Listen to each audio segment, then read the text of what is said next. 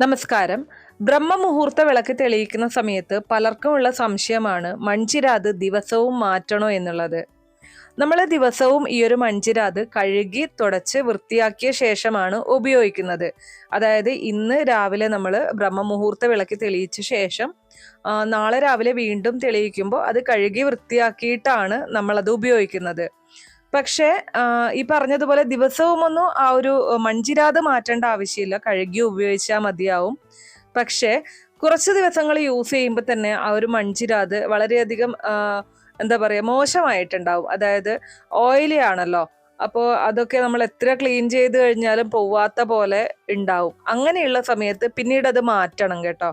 കാരണം വൃത്തിയില്ലാത്ത രീതിയിലുള്ള വിളക്കുകൾ നമ്മൾ ഒരു കാരണവശാലും തെളിയിക്കാനായിട്ട് പാടുള്ളതല്ല. മൺചിരാതാണ്, അതുകൊണ്ട് തന്നെ അത് എത്രയൊക്കെ ക്ലീൻ ചെയ്ത് കഴിഞ്ഞാലും കുറച്ച് ദിവസം കഴിയുമ്പോൾ അതിലുള്ള എണ്ണമെഴുക്കൊക്കെ അതുപോലെ തന്നെ ഉണ്ടാവും. അപ്പോൾ അങ്ങനെയുള്ള സമയം വരുമ്പോൾ നിങ്ങളത് തീർച്ചയായിട്ടും മാറ്റണം.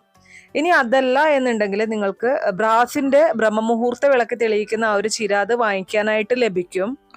സ്ഥിരമായിട്ട് ബ്രഹ്മമുഹൂർത്ത വിളക്ക് തെളിയിക്കുന്നവർക്ക് ഏറ്റവും നല്ലത് ബ്രാസിന്റെ ബ്രഹ്മമുഹൂർത്ത വിളക്ക് തന്നെയാണ്.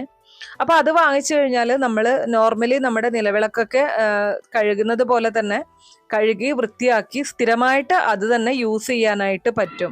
ഈ ഒരു ബ്രാസിന്റെ ബ്രഹ്മമുഹൂർത്ത വിളക്ക് നമുക്ക് സ്റ്റോറുകളിലൊക്കെ വാങ്ങിക്കാൻ ലഭിക്കും. അതല്ല എന്നുണ്ടെങ്കിൽ ഓൺലൈനിലും ലഭ്യമാണ്, ഫ്ലിപ്കാർട്ടിലൊക്കെ ഉണ്ട്.